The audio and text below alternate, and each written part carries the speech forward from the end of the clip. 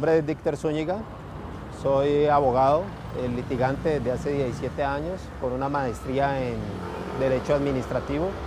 Por formación de pregrado universitaria, soy con vocación al penal y represento en la mayoría de los casos a víctimas en casos de homicidios y lesiones en accidentes de tránsito. La decisión de ser abogado, la verdad es que fue el resultado de las condiciones mismas de vida mía. Una persona que desarrolló su infancia y su adolescencia al lado de su padre, que estaba vinculado al sector público y a la actividad política, en la cual necesariamente se tiene un acercamiento muy grande con la sociedad, con las necesidades de la sociedad, y siempre se oía hablar de las ansias o la necesidad de que hubiese justicia. Ese término de justicia pues me marcó. Hubo unos personajes que igualmente fueron modelo, entonces se veía uno influenciado por personajes del mundo de la política, aunque fallecido hace mucho tiempo, como fue Jorge Eliezer Gaitán, y obviamente la figura de mi padre y de mi abuelo, que también fue abogado sin título, muy estudioso, tenía los libros de derecho que yo heredé y de los cuales comencé a darme una idea de lo jurídico.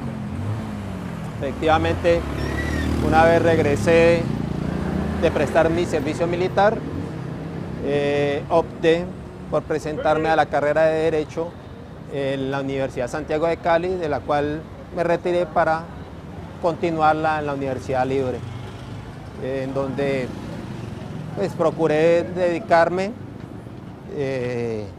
aprender lo más que se podía y asimismo dar los mejores resultados. Resultados que se vieron reflejados con salir con los más altos honores. Uno de los casos más relevantes e importantes que he tenido la oportunidad de llevar a cabo fue el caso de un amigo, José Luis Castañeda, quien falleció trágicamente hace aproximadamente unos 5 años cuando fuera ultimado por un trabajador de él en su bodega en Cabaza.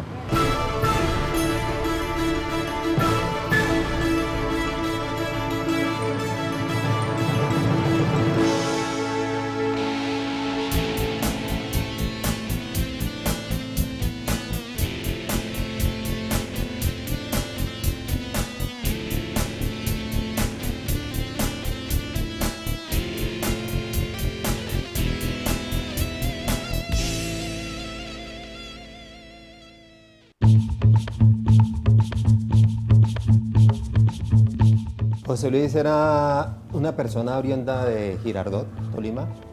Tenía 42 años al momento de fallecer. Había estudiado ingeniería mecánica, adelantó 9 semestres de ello. Era padre de 2 niñas menores, muy menores de edad para ese entonces. Casado, el menor de 3 hermanos. Era una persona emprendedora. Tengo entendido que había iniciado varias empresas y la última que tenía era de venta de bananos. Tenía una bodega en Cabaza y desde ahí distribuía a diferentes almacenes. Era una persona alegre, jovial, socializaba muy bien con las personas y era un muy, pero muy buen amigo.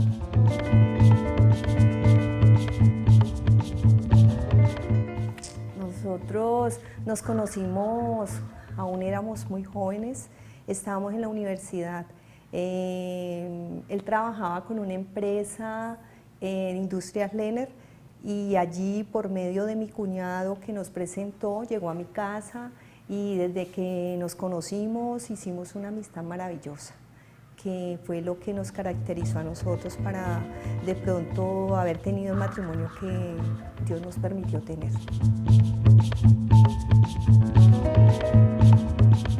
Nosotros nos conocimos 9 años atrás de la fecha en que falleció, a raíz de una actividad que se hizo en la cuadra donde nosotros vivíamos. que estaban recogiendo fondos para una actividad en diciembre y a alguien se le ocurrió conseguir un juego de sapo al cual nos integramos muchos de los que por ahí vivíamos. Hicimos un grupo, aunque reducido, muy fiel y leal, y pues conservamos la amistad a partir de ahí.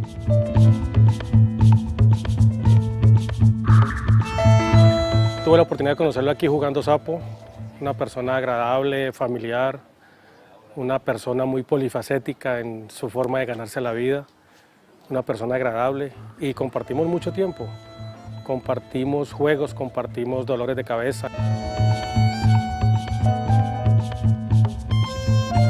A veces pedíamos comida, entonces el equipo que perdiera le tocaba pagar. Y llegó un momento en que él siempre estaba prácticamente gorreándonos a nosotros, siempre era el que ganaba y entonces era el que siempre estaba comiendo de gratis. Y entonces al día siguiente se venía con toda su familia a comerse de lo que nosotros les habíamos ganado, o lo que nos había ganado él, mejor dicho. Era un hombre muy bueno jugando sapo. La única vez que yo lo llegué a ver piedro, por decirlo así, fue una vez que le dije yo, te voy a ganar. Estábamos compartiendo con Álvaro, éramos el equipo con Álvaro. Le dije, te voy a ganar, no, que no vas a ganar y mira todo el puntaje que te llevo. Le dije, te voy a colgar la argolla. Y efectivamente tiré y colgué la argolla. Cuando de pronto él iba perdiendo o algo, tenía una particularidad que era acomodarse el bigote, se lo acomodaba de esta forma hacia arriba. Entonces era algo que ya sabíamos que estaba incómodo porque iba perdiendo.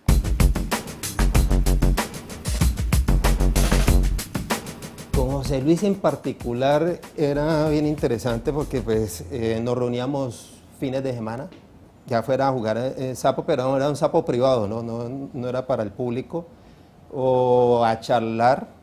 Tratábamos diferentes temas, era una persona que era muy leída.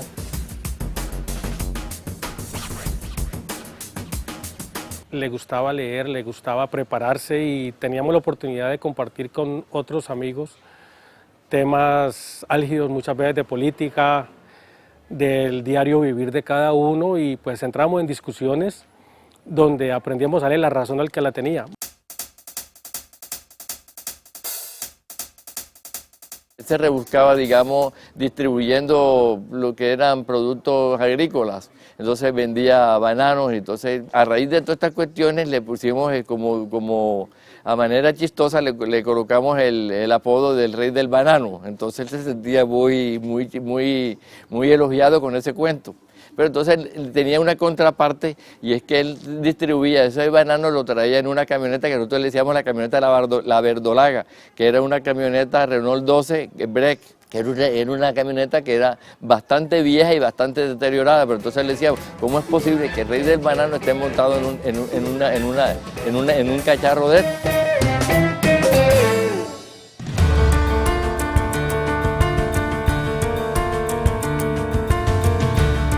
Con el doctor Dícter Zúñiga tenemos una relación aproximadamente hace 15 años. Fue compañero de mi esposo, amigos, compañeros de la familia, con la familia de él también muy allegados. Hemos sido pues los amigos de viaje, de paseos, de compartir muchos viernes, muchos sábados. José Luis lo vi antes del nefasto suceso, unos 15 días antes. Él había organizado un viaje para Antioquia, más concretamente al Urabá antioqueño, quería conocer esa región donde se produce el banano.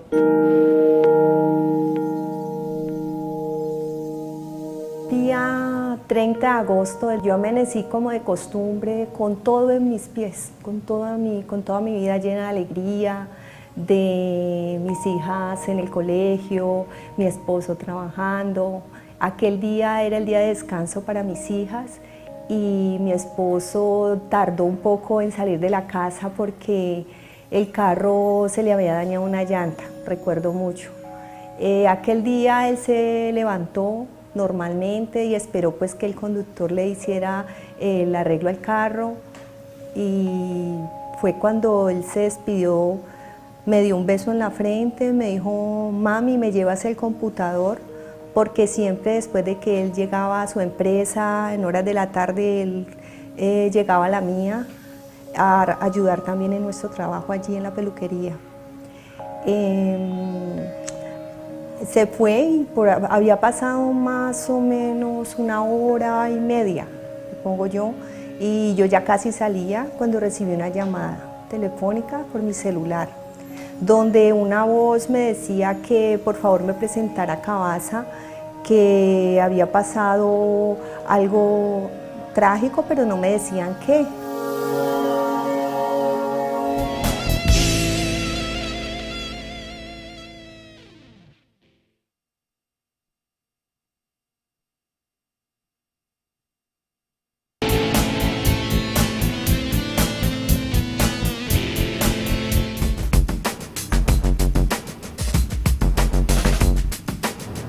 Yo hace aproximadamente unos 16 años trabajé como agente de tránsito, guarda bachiller de tránsito más específicamente. Duré en dicho trabajo aproximadamente 9 años. Me retiré para ejercer la profesión para la cual estudié, que es de abogado. La verdad es que fue un cambio drástico y radical en mi vida.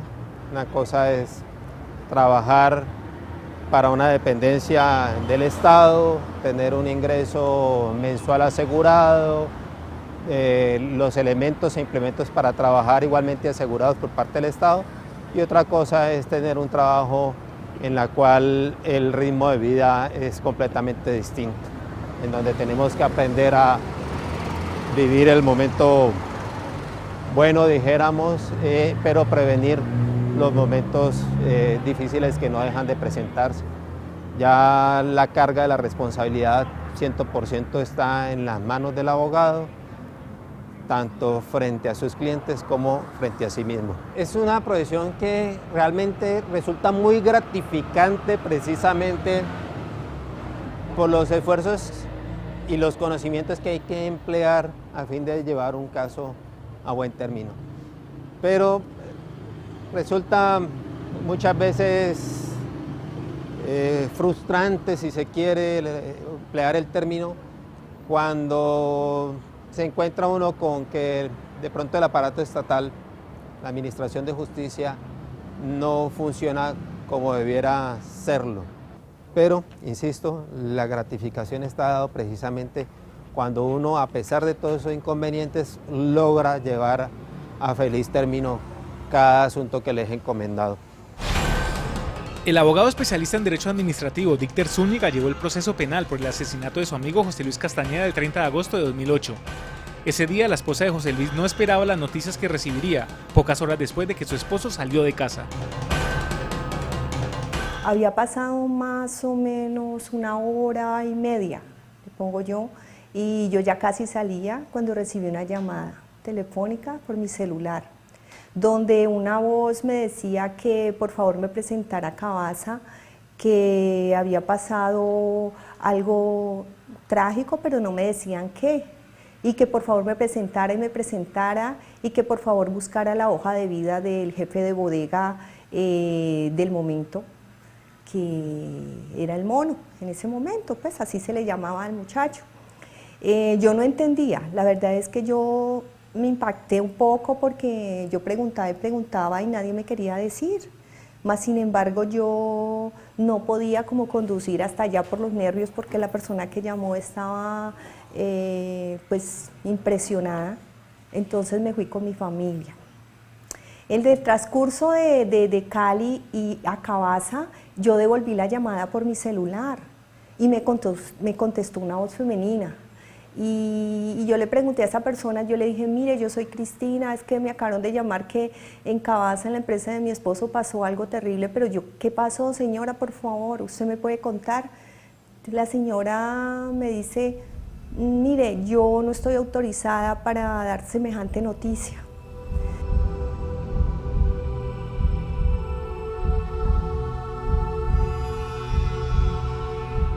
Obviamente esa noticia me impactó de entrada porque pues quién iba a pensarlo, o sea, no había motivos de pensar que algo así pudiese suceder con él. Así pues llegamos al lugar de los hechos por ahí tipo, yo creo que eran 11 de la mañana.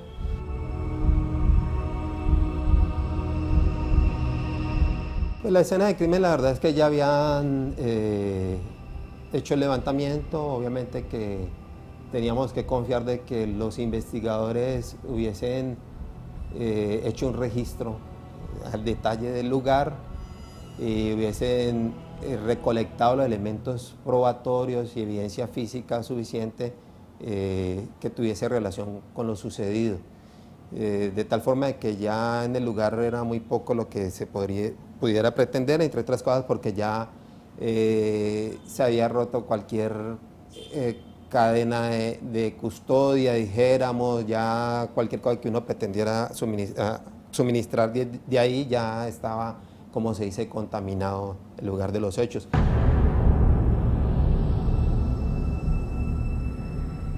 Luego llego a la empresa, veo la evidencia, hay mucho policía, el levantamiento. Bueno, de verdad que hoy miro para atrás las cosas y siento que Dios conmigo me dio mucha fortaleza en ese momento.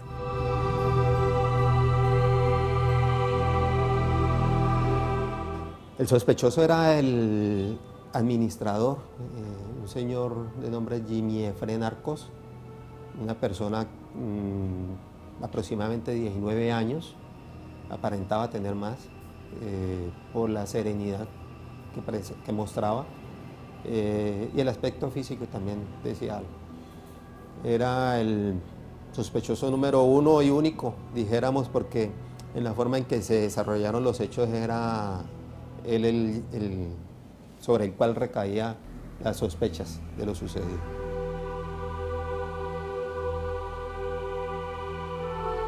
Es evidente que él fue la persona responsable, que lo asesinó y pues no tenía por qué hacerlo, no había motivo.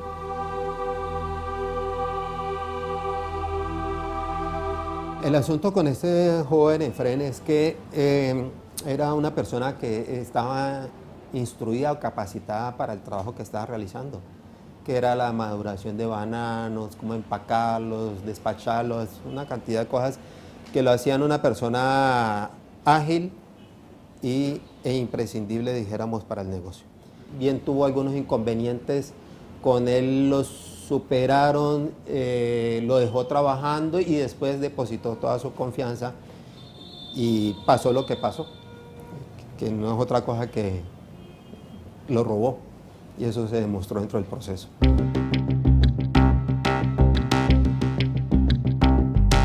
La información que se tiene es que José Luis estaba preocupado porque venía presentando algunos inconvenientes en las cuentas.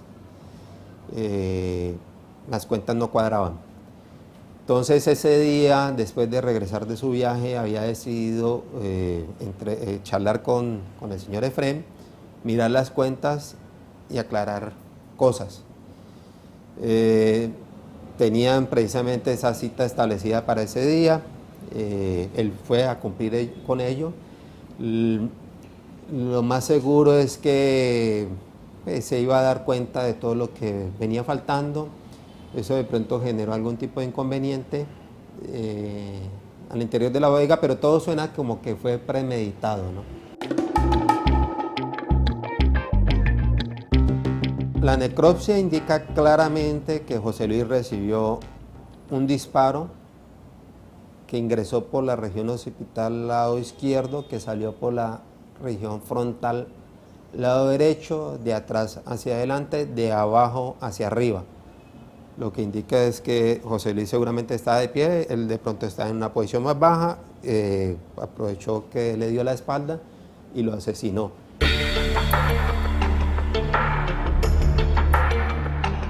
Cuando la policía retuvo el conductor para hacerle su indagatoria, yo estaba con él, hacía más o menos una hora, 2 horas había pasado el hecho, Eso fue en Cabaza, en la parte de la policía.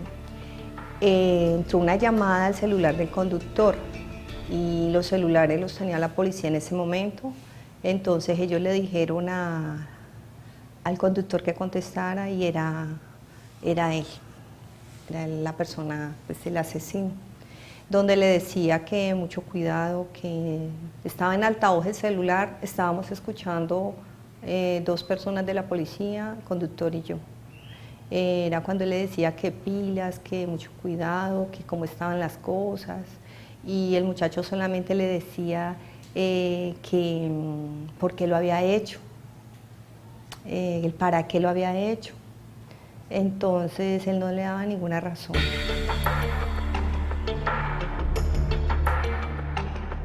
Entraron unas llamadas que una de ellas fue oída por todos, por lo tanto pasaron a ser testigos de ese hecho los investigadores, uno de apellido Romero y otro de apellido González, Cristina,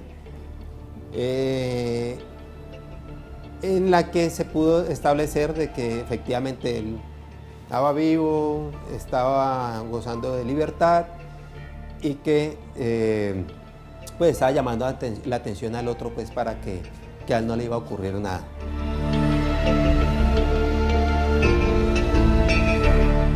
Uno está pasando una cosa de estas y uno dice, eso como que no es para mí, eso como que no me está pasando. Más sin embargo, yo soy muy agradecida con esa mente que siempre Dios me ha permitido a mí de pronto pensar. No se me nubló en ese momento las cosas. De pronto teníamos que revisar la hoja de vida de la persona que era la última persona que había estado con él y que había que buscar la dirección de la persona, buscarlo porque en ese momento ya estaba fuera de la empresa y había dado pues como el indicio de haberse fugado. Me convertí en representante de víctimas desde el preciso momento, pero más bien como dijéramos porque asumí el asunto como propio, no porque ellos me hubiesen designado en ese instante, sino porque la verdad es que había una relación de amistad con todos, pero en especial con José Luis, y ya fuera de manera formal o informal yo estaba llamado a contribuir para que se diera claridad sobre lo sucedido.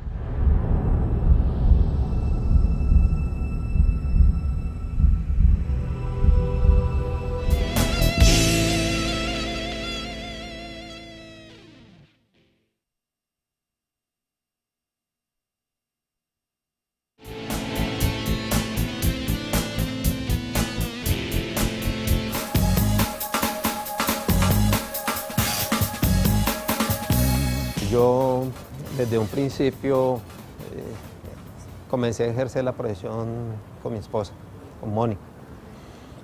Nosotros hicimos la carrera juntos, trabajamos la tesis juntos y pertenecíamos al mismo círculo universitario que nos interesaba mucho pues realmente el estudio del derecho, dijéramos que a conciencia.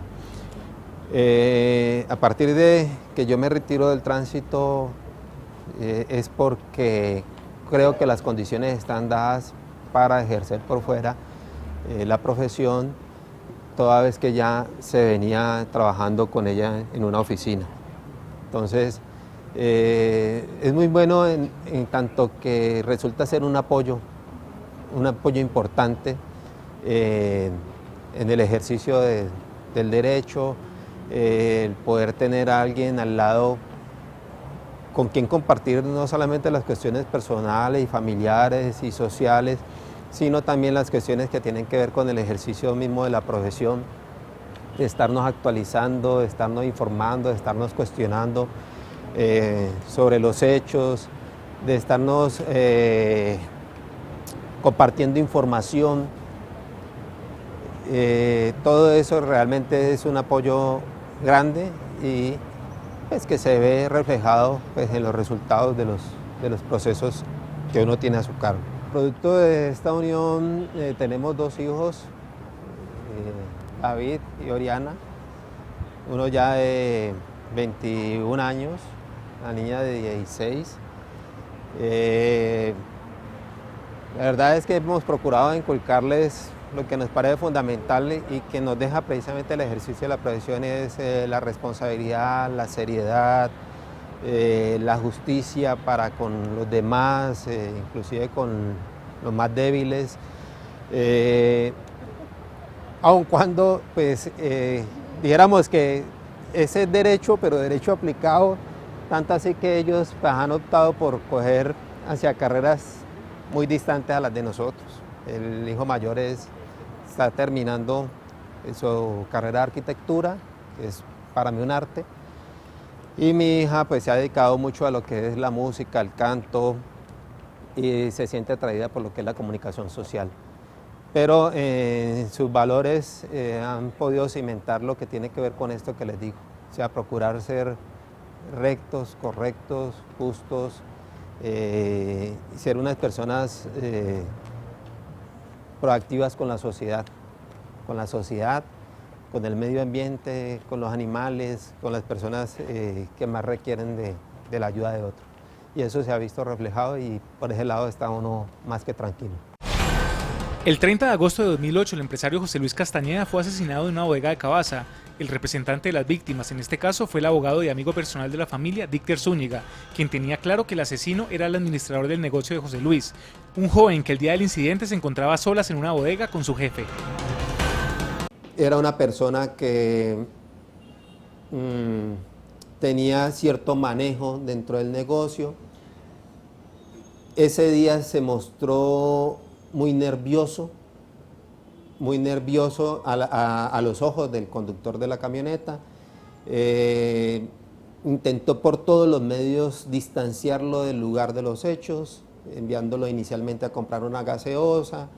Cuando trajo la gaseosa le dijo que trajera una más grande para que pudieran tomar todos de ella. Cuando regresó con esa, le dijo que trajera un sal de frutas porque José Luis está con daño de estómago.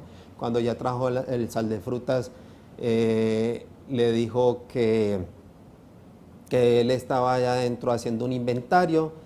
Mejor dicho, una cantidad de cosas que comenzaron a generar sospechas en el conductor.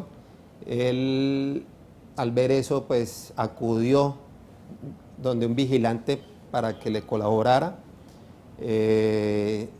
Téngase en cuenta que cuando hablo de ir a comprar algo en una tienda en Cabaza es como decir 5 cuadras, ir a comprar algo porque son bodegas grandísimas. Entonces el conductor al ver esto acudió, como digo, a un vigilante. Al ver que se encontró con un vigilante prefirió regresar a la bodega y de un momento a otro cogió un maletín y se fue. Ya cuando regresaron, pudieron ingresar a la bodega, se encontraron pues con el cuerpo de José Luis tendido debajo de unas estivas y de unas cajas ensangrentado.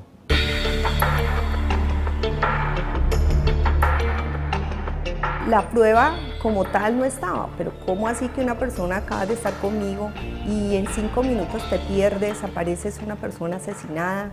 Y esa persona la ven muy nerviosa, manejando un carro que nunca tomó, cobrando un dinero que no era para cobrar, porque los cobros los hacía era mi esposo. Entonces él se traslada donde una de las proveedoras de nosotros y allí mismo hace el cobro, estresado, angustiado. Entonces una cantidad de testigos que observan estas cosas, fuera de eso, él desaparece. El hecho fue un 30 de agosto y ya Cristina estaba recibiendo unas llamadas el día 2 y 3 de septiembre. Una le decía que al señor Jimmy Efrem lo habían matado por lo que había hecho, que tenían las pruebas y que se la iban a suministrar, pero que tenía que dar un dinero. No recuerdo cuánto era la cifra en este momento. El hecho es que ella inmediatamente dijo que ya no tenía ese dinero, y que pues ella tampoco había pedido que hicieran eso. El hecho es que pues sí le dijeron que lo consiguiera. Ella inmediatamente ante esa situación, pues me comentó lo sucedido, ya se habían hablado por otro lado con algunos funcionarios de la SIJIN, y lo que se hizo fue pues, buscar la manera de que ellos la asistieran, de tal manera de que si la persona volvía a llamar, grabara la conversación. La llamada la hicieron, pero la hicieron al negocio, la peluquería, la recibió una trabajadora de ella, en donde le decían que ellos estaban hablando en serio y que tenía que conseguir ese dinero. Después de que se hizo a los medios correspondientes pues, para grabar las llamadas, la verdad es que no se volvieron a comunicar. Pero en ello incidió también que para esos mismos días, una de las trabajadoras de la peluquería se encontró a este señor Jimmy Efrén. Cuando lo vio a él la vio a ella, se le acercó inmediatamente y le dijo que se tenía que quedar callada, que él no le decía que renunciara, pero tenía que guardar silencio, que no le fuese a decir a nadie.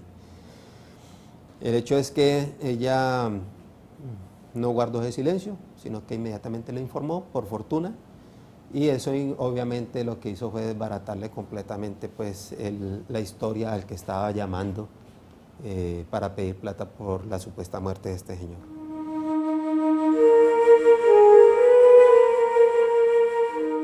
Al enterrar a mi esposo, yo sentía que era muy difícil, que yo tenía 2 hijas de 7 y 10 años en aquel entonces, y yo le decía a Dios, bueno, ya lo peor pasó, y ya pude, solo por hoy fuimos al cementerio, solo por hoy llegamos a la casa, solo por hoy puedo decir, pudimos.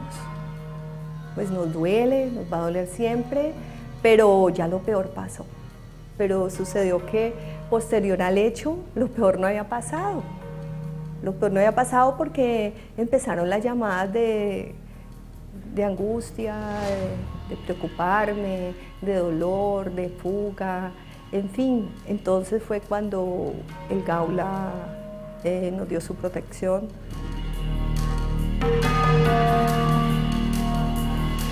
Fueron como unos meses de zozobra, unos meses donde tú sales a la calle y para ti todo el mundo es peligroso, donde tú entras a tu casa y sientes como que el enemigo te persigue, un momento que tú no duermes, tú no comes.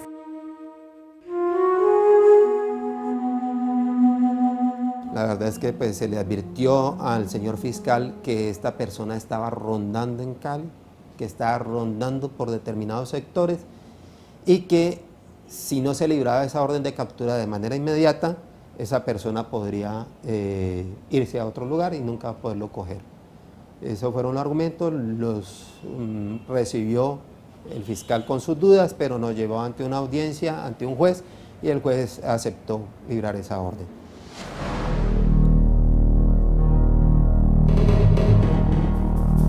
Cuando conocimos de que la persona había sido vista por los lados de Alto Nápoles, la verdad es que acudió un amigo e hicimos varios recorridos nocturnos por ese sector, que inclusive no es más bien de alto riesgo si queremos.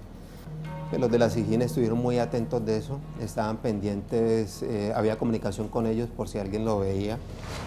Y pues, como un mes más o menos al mes de la orden de captura, alguien lo vio precisamente por la autopista con calle 68, 70, algo así, informó y lograron dar captura de él.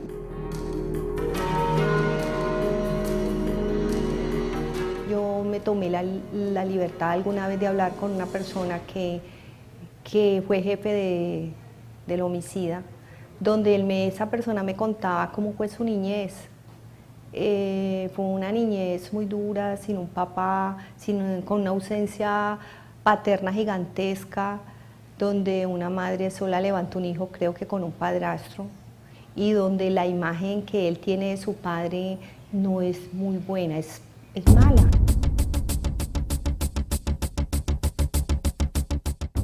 Una vez se detuvo a este señor Jimmy Efrem, que le pedía al fiscal que procediera a entrevistar a unas personas. Hubo ciertas dudas sobre la esa y comenzamos a tomar unas entrevistas al supervisor, al vigilante que fue llamado por el señor Einar Valencia, la persona que le compraba los bananos y que le dio un dinero a este señor Jimmy Efrem. Con ellos nos fuimos a juicio y nos apoyamos igualmente en en un informe contable con el cual se pudo demostrar que había un desfalco en la empresa que venía de un tiempo para atrás. El supervisor lo que hizo fue desplazarse hasta donde doña Luz Helena, preguntarle si José Luis había estado ahí. Ella dijo que no había estado por ahí, que el que había estado era el señor Jimmy Efrem, que había llegado manejando camioneta, que ella nunca lo había visto manejar vehículo, que este señor llegó bastante nervioso, dejó la camioneta prendida, dijo que tenía afán porque el patrón lo estaba esperando. Una vez recibió el dinero, salió muy rápido, hasta con la puerta abierta, saltándose por los destapados. Eso le manifestó a él, y el supervisor, cuando ella le dijo eso, pues sospechó. Entonces él dio la orden para que cerraran Cabaza o vigilaran si lo veían por ahí, y alguien les dijo que él había salido en un camión medio camuflado entre la cabina y la carrocería del camión. Esos fueron los elementos y fueron suficientes. Y a este elemento se le agregó otro indicio, y es que en el juicio el señor Jimmy Efrem, después de que declararon todas estas personas, se atrevió a romper con el derecho a guardar silencio, como calculando lo que ellos habían dicho, inventó toda una historia, a lo que agregó un indicio que nosotros conocemos como de falsa o mala justificación. Pregunto, señor Jimmy Efrem Arcos, ¿quiere usted renunciar a su derecho a guardar silencio en este juicio? Sí, su señoría. El viernes 29 él fue a hacer uno de los cobros como normalmente lo hacía. Igual allá se iba a encontrar con el señor Omar Varela, el cual le entregó 2 maletas al señor José Luis Castañeda. Iban 60 fajos de 5 millones cada uno, el cual le dijo de que lo llevara hasta la bodega, que porque ellos estaban, como dijo, guiriados por la policía y no podían andar con eso, lo cual nos dirigimos hacia la bodega en el Rompoí de Alfonso López. Él me dijo, no, yo con esto no me tiro por allá, porque usted sabe que en ese retén, como nos cojan con eso, nos meten un canazo bien grande. Él se inventó un cuento de que mi esposo tenía negocios con personas ilícitas, de que nosotros estábamos lavando dinero, de que un cuento que tan reforzado que ni él mismo se lo creía, y fuera de eso había mucha inconsistencia. La juez esa vez se dio cuenta, y todo el auditorio. A la mañana del sábado llegué tipo 4 de la mañana. Dieron como las 8:30, 9 de la mañana, cuando en esas entonces llega José Luis y me dice, ¿dónde están? Yo le digo, adentro del cuarto frío. Me dice, despiste a José y no lo deje ingresar acá porque esta gente se nos calienta. ¿Mando a traer una gaseosa? Él me dice, sí, hágale de una. Entonces cuando le digo al señor José, Eider, va a traer una gaseosa.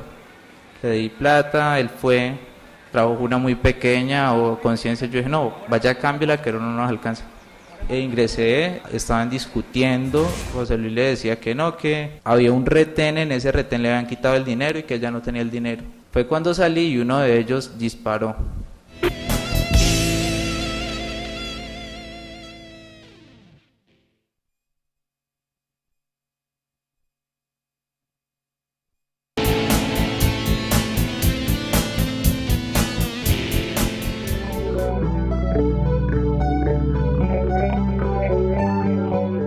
El ejercicio de la profesión, y de pronto desde el lado en que más me muevo, que insisto que es el campo de las víctimas, la necesidad que he tenido por el conocimiento, por estar al día con las normas, con la jurisprudencia, no solamente del área penal o civil cuando manejo los asuntos de responsabilidad civil, sino constitucional, de derechos humanos. La verdad es que todo eso se va materializando en la vida misma de uno. Lo lleva a uno el tiempo a ser más sencillo, más humilde, más sociable, más perceptivo, más sensible con las cosas que pasan a nuestro alrededor. Se da cuenta uno plenamente de que todo está debidamente entrelazado, que lo que yo haga o deje de hacer por los demás, eso se va a reflejar en pro o en contra mío o en contra de otros, que en realidad pues todos tenemos que aportar de alguna u otra manera para el bienestar de nuestra sociedad. Eso es lo que realmente considero que es ser justo. O sea, ser justo es darle a los demás, contribuir con los demás, y eso necesariamente se va a revertir para uno. Nosotros somos parte de todo un engranaje, si se quiere, si se quiere ver en esos términos todavía hoy en día, y el buen funcionamiento que nosotros tengamos con nosotros, con nuestros hijos, con nuestra familia, con nuestros vecinos, con la sociedad, va a permitir de que tengamos una vida mejor. El comerciante José Luis Castañeda fue asesinado en una bodega de Cabaza en agosto del 2008. El representante de las víctimas, Dícter Zúñiga, junto con el fiscal del caso, lograron llevar al principal sospechoso a juicio. Un trabajador del mismo José Luis, quien al escuchar las pruebas en su contra, decidió hablar a última hora y decir que 2 personas estuvieron en la bodega junto a él y a José Luis, cobrándoles un dinero e intimidándolos con un arma. Me disparó, bueno, la bala penetró fue en la pared, me quedé quieto. El señor José Luis me dice, no, pero es que igual él va a salir solo a recibir la gaseosa, hablemos. Fue cuando se me ocurrió la idea, cuando él me dijo, no, lo que pasa es de que yo estoy mal del estómago, que me traigan un sal de frutas. Salí y le dije a José, José, que se vaya y traigas un sal de frutas, que José Luis está enfermo. A lo que vi de que ya lo estaban presionando por la plata y que querían la plata, se me ocurrió y le digo, José, pues si ellos quieren la plata, yo voy por la plata. Él me dijo, listo, llévese la camioneta de una. Me permitieron eso, salí. De un momento a otro me entró, no sé, como la curiosidad y me dio. Yo dije, no, salgo y mejor pongo el denuncio. Cuando fui llegando a la bomba Terpel de Cabaza, fui interceptado por una camioneta donde estaban estos 2 señores, los cuales me introdujeron dentro de la camioneta y fui llevados hasta Darién, Calima Darién, donde me tuvieron 3 días hasta que me pude escapar. Esta persona no parecía ser una persona de 19 años, parecía tener mucho más. Yo le ponía unos 30 y pico. Se comportó muy sereno. En algunos momentos inclusive se le vio hasta ser algo despectivo con el mismo despacho de la juez, con las personas que estaban ahí. Se le notaba que era una persona muy fría y calculadora. Dijo que el día de los hechos estas personas llegaron en una camioneta negra, que se parquearon afuera, tuvieron la discusión con él, lo mataron, inclusive que a él le habían hecho un tiro a Jimmy Efrén, y que bueno, que él en consecuencia no había tenido que ver con la muerte de José Luis. Obviamente todo eso se cayó y obviamente él no llevaba ninguna prueba sobre lo que estaba diciendo y por el contrario cayó en una serie de contradicciones. Pero fíjese cómo la narración que nos hizo al inicio lo que nos dijo fue que iba efectivamente donde doña Luz Helena con una plata que no era la suficiente, pero que por lo menos iba a ser algo. Pero ese era el motivo por el cual iba a salir de la bodega. Haz de cuenta que doña Luz Helena no existe. Jamás me tuteé. Perdón. Tiene gracia. Yo creo, su señoría, que las pruebas son claras, los argumentos son precisos. Y aquí lo único que puede esperar este auditorio, las personas que están aquí presentes, es que se dicte una sentencia condenatoria ejemplar contra el señor Jimmy Efrén Arcos. Lo que yo más recuerdo de pronto fue ver la persona responsable en el juicio, que yo no lo había visto. Yo tenía mucho temor de mí misma, de mi reacción.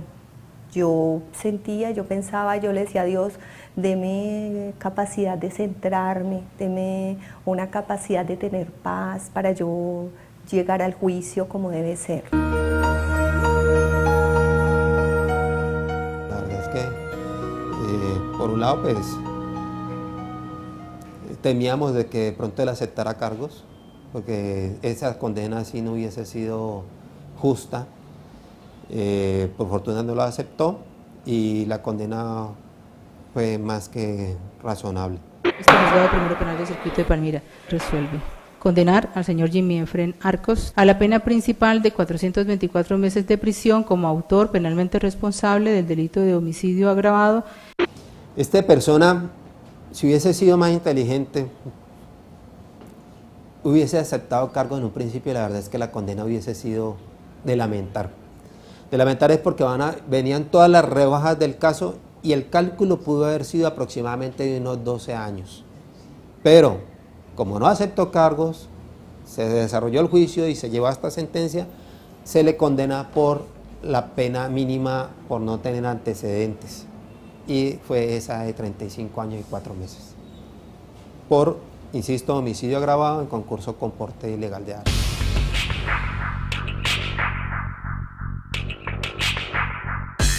Yo me sentí muy contenta, muy feliz porque pues descansamos un poco, podíamos empezar a cerrar ese capítulo de nuestras vidas que era muy difícil. Bien, esto es para lo que sirve realmente una verdadera administración de justicia, es para que la gente logre hacer el duelo completo, es decir, se libraron de toda esa carga que implicaba este proceso. Eso era una preocupación para ellos. Por un lado, la persona que cometió el hecho libre, no saber realmente qué fue lo que ocurrió.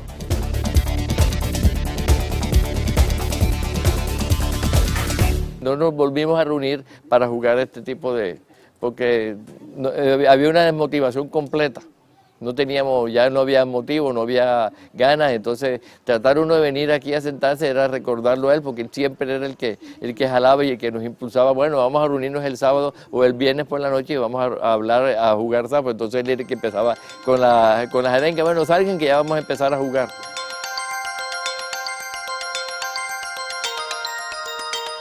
Cuando un ser humano falta, especialmente una persona como esa persona, un papá tan lindo, un esposo maravilloso, no le hace falta un año, ni 2 años, ni 3 años, ni es el tiempo. Él falta en la esencia de nosotras, él vive con nosotras en esa parte. ¿Por qué? Porque la pérdida es irrecuperable. Pueden pasar muchas vidas y la persona responsable no va a tomar conciencia jamás cuál es el daño que ha hecho.